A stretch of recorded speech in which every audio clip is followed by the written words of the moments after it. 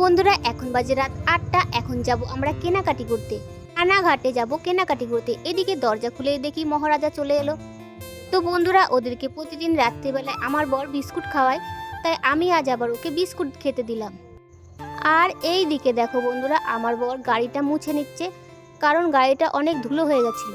তারপর আমরা তিনজন মিলে চলে আসলাম এই দোকানটাতে। তো এই জামা কাপড়ের দোকানটা আমাদের বাড়ির কাছেই। তো এই দাদাকে বললাম আপনি জিন্সের প্যান্ট বের করে রাখুন, আমরা একটু রানাঘাট থেকে জুতো কিনে নিয়ে আসছি। এখানে সব ধরনেরই জিনিস পাওয়া যায়, শাড়ি থেকে শুরু করে বাচ্চাদের জামাও এখানে পাওয়া যায়। তো আমরা মাঝে মাঝে এখানে কেনাকাটা করি। এরপর আমরা তিনজন মিলে চলে গেলাম রানাঘাট। কিন্তু যেই জুতোর দোকানে জুতো কিনতে গিয়েছিলাম ওই দোকানের জুতো ছিল না, আবার আর একটা দোকানে চলে গেলাম।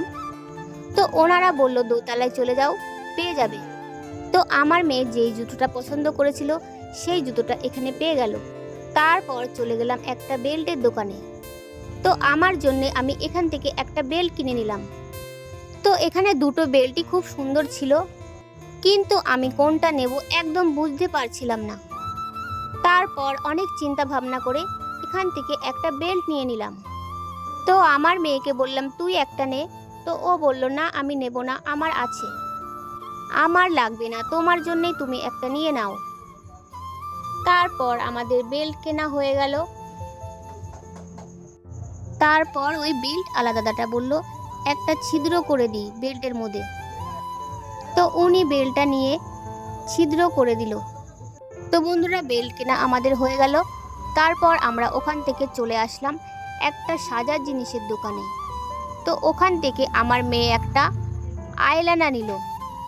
এরপর আমার অনেক খিদে পেয়ে গেছিলো, তা আমরা দুটো আইসক্রিম নিলাম। তারপর আবার চলে গেলাম জামা কাপড়ের দোকানে। তো বন্ধুরা জামা কাপড় কেনা হয়ে গেল।